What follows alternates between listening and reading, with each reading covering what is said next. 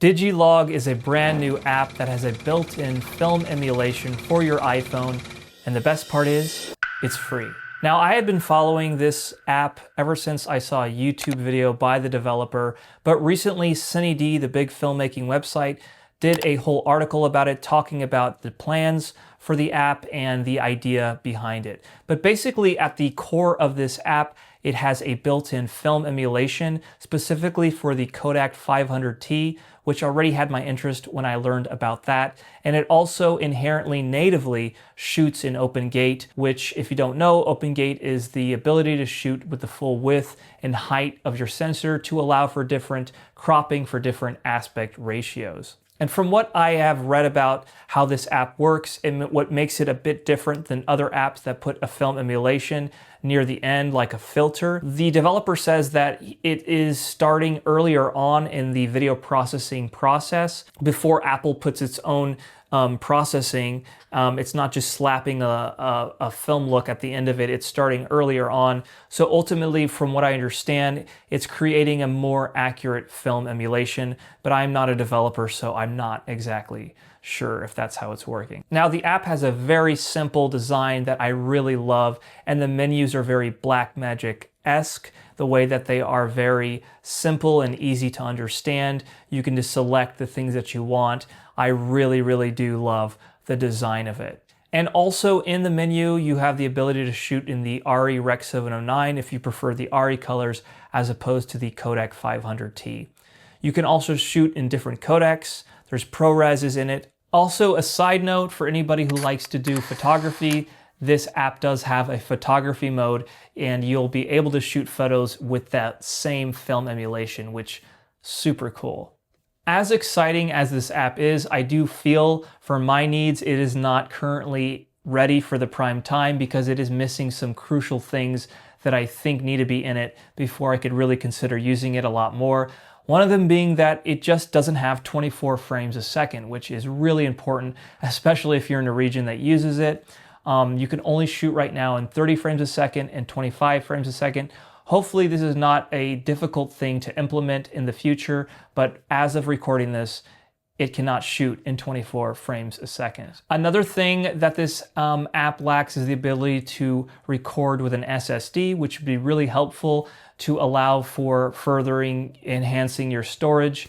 If that is something you'd like to do, you can't do that. Hopefully that would be something that would be able to be implemented, but you can't do that. Another thing that this app doesn't do is have the ability to remember your settings. So every time you relaunch the app, it kind of defaults back to the original settings. So it'd be nice if there was some kind of preset in there. Like I said, this app is free. And from what I was reading, the developer is also against those subscription models. I have always been against having to pay to use tools. It's something you could never own.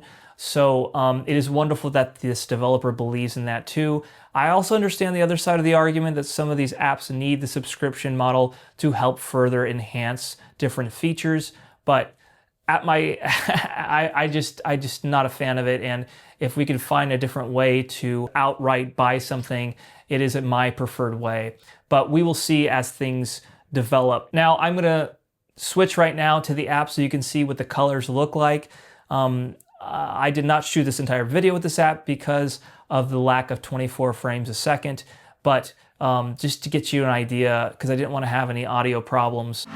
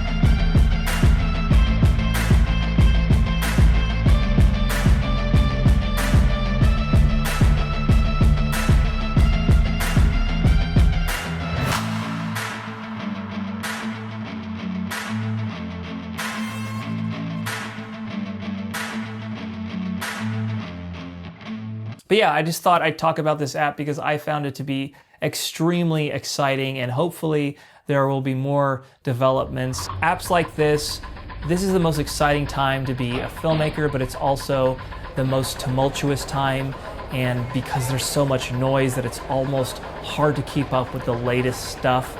And I don't know if that's going to be a good thing or a bad thing. I guess we'll find out. But